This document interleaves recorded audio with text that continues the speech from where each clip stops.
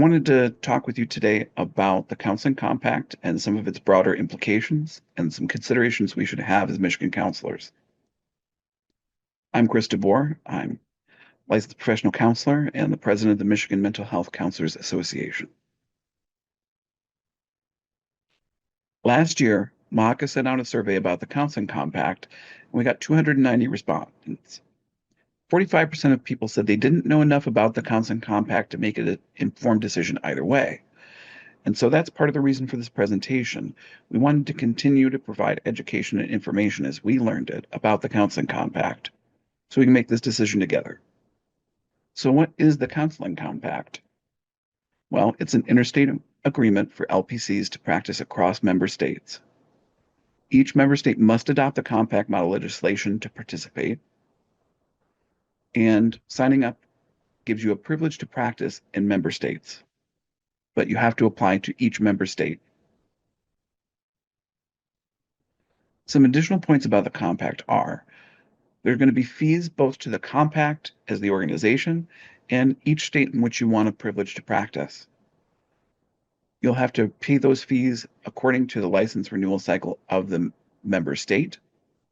And so, for instance, here in Michigan, we have a 3-year license cycle. In many other states, they're on a 1 or 2-year license cycle. And so you'd be paying those fees each time, as well as to the compact each time.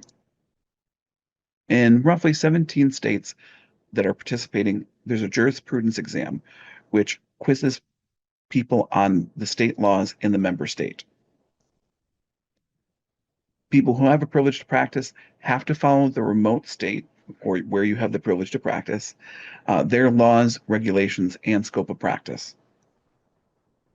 However, the CEU requirements are only for your home state. So here in Michigan, we do not have any required CEUs, and so you wouldn't have to worry about that. As far as to be eligible for a privilege to practice, it requires a valid, unencumbered home state license. Unencumbered in general means that there's no sort of disciplinary action or probation on your license. It'll also require a master's degree in counseling, which for new graduates is required to be a 60-hour degree. Your supervised experience as a limited licensed counselor, and an FBI background check. Key considerations for LPCs regarding practicing in member states is that this is a streamlined way for LPCs to practice in many states across the country. However, you do have to adhere to the remote state's laws, regulations, and scope of practice, which requires you to keep up on all of those different states' laws about counseling, healthcare, scope of practice, and the like. There won't be a centralized place where you can check to see what those different laws are. Also, the database for the compact, which we'll talk about in a second, won't be ready until late 2025. So part of the compact requires them to track information about the people who have privileges to practice. And it's going to be done in a centralized database that'll have both licensure and disciplinary records. The centralized database won't be completed till late fall 2025 at the very earliest. The completion time for that has been knocked back several times and may be again. And no applications for privileges to practice will be allowed until both the database and the integration with different states' bureaucracies are complete. As of right now, Michigan counselors can currently be licensed in many states. So how do states join the compact? First, there's legislation that's required. This is provided by the Counseling Compact and has to be adopted as written with very minimal, if any, changes. The legal framework for it is that a compact law or the law and rules of the compact will generally override state law if there is a conflict, unless that is a place where the constitution of the state applies. Also, in places where the compact law or rules don't interact, state law would still hold. And in terms of representation to the Counseling Compact organization, each member state has one delegate with one vote. Some benefits of the compact are for counselors, mobility and flexibility, the potential to be able to practice in any state that you want that is participating in the compact. Also, it simplifies multi-state practice. And you'd only have to interact with the Counseling Compact to get your privilege to practice rather than the different requirements of different states for the process of licensure. It has increased telehealth opportunities and is particularly good for military families who may have a spouse who, when each time that they get sent to another duty station with their military spouse, has to go through the entire process of licensure.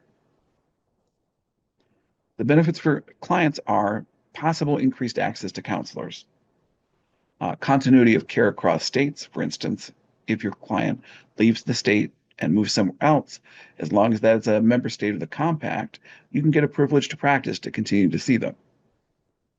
And it really could expand availability of providers in underserved areas. Now, there are also some concerns for Michigan LPCs.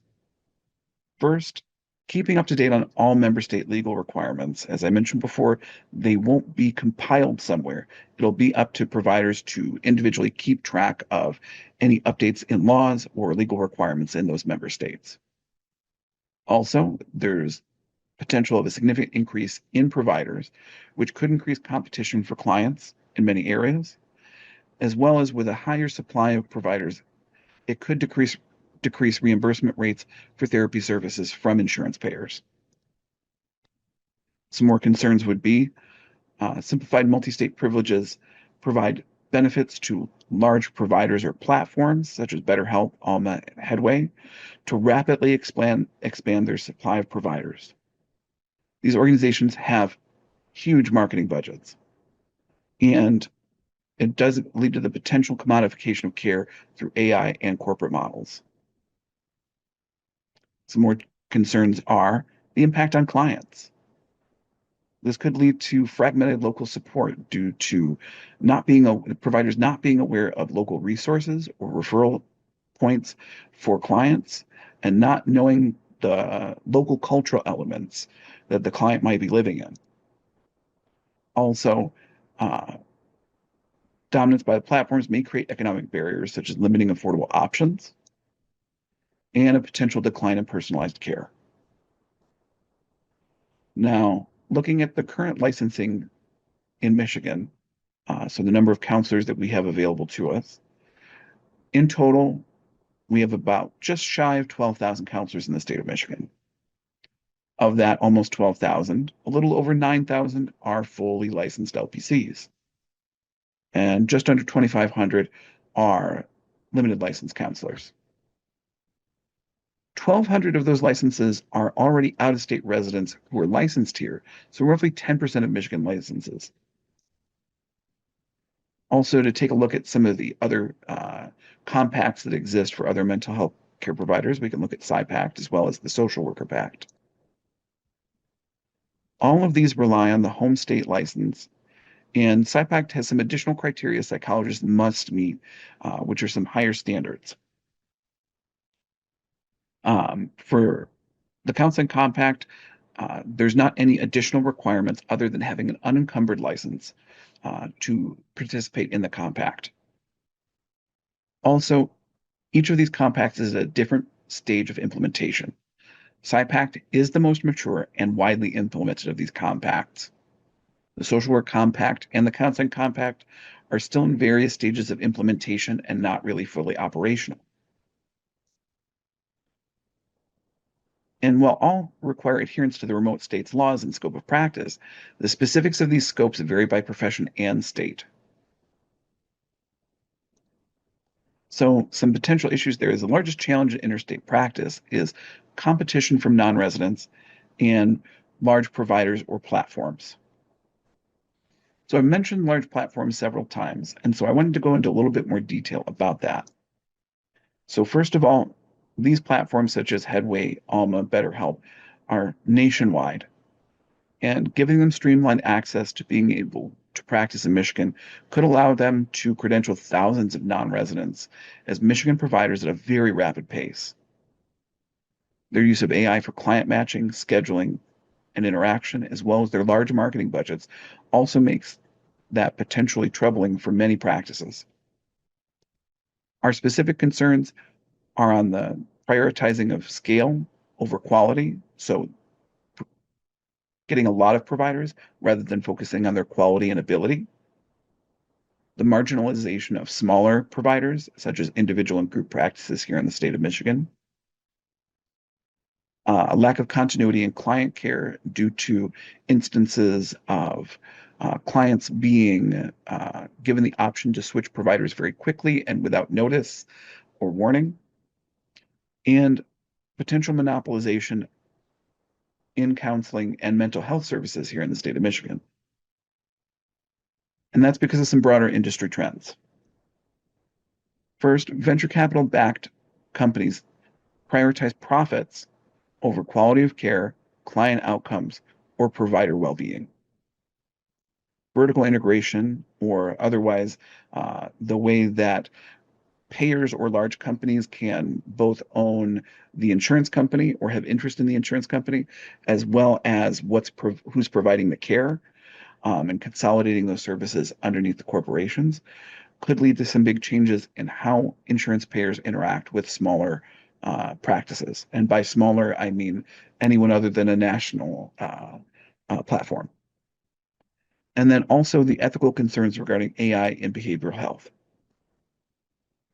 So some considerations for us regarding venture capital-backed companies are venture capital-backed companies have already taken over many health fields in the United States, including dentistry, primary care, medicine, as well as many specialties.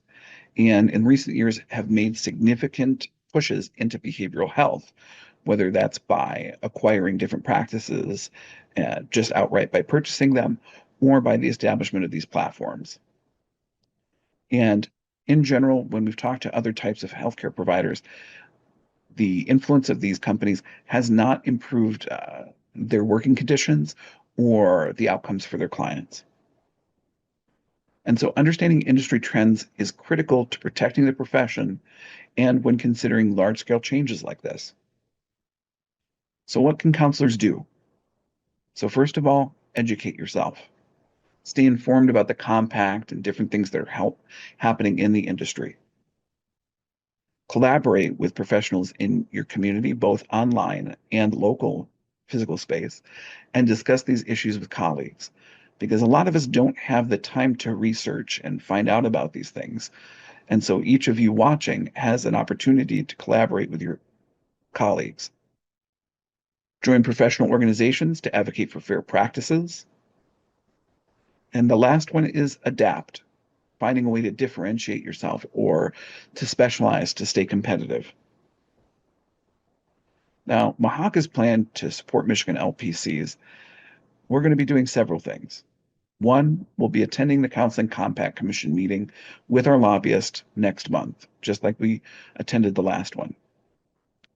We're going to understand and advocate for Michigan counselors' needs. This isn't just our opinion of what's important or what's good. It's important that we understand what you guys want, because we're a member-driven organization. We're also going to offer educational opportunities, including several Q&A sessions, because you all will have more questions that I could possibly answer during this presentation. We're going to work to inform Michigan LPCs about all aspects of the compact. And we're going to engage in collaborative decision-making with you. And in the name of that, there's a survey that was sent out either with this email or that's in the description of the video down below if you're watching on YouTube. Please just take a few minutes to fill that out so we have accurate information to work from.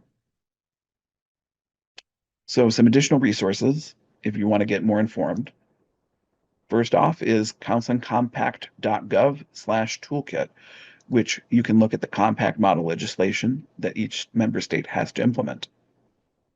And the next one is counselingcompact.gov/compact-commission/governance-documents.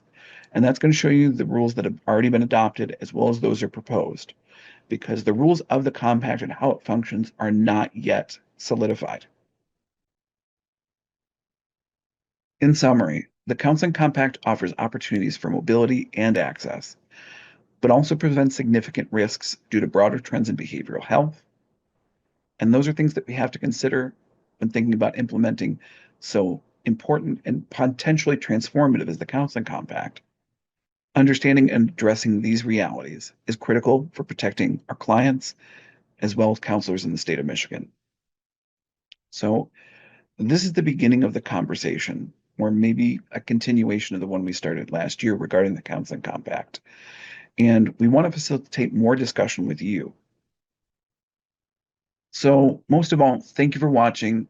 Thank you for taking the uh, time that's very valuable, and I know probably at a premium, to take this time hearing about the compact. If you're interested in joining MAHACA, please go to mahacanow.org. Your participation is valued and needed. Also, consider joining a national advocacy group, such as the National Alliance of Mental Health Providers at namhp.org.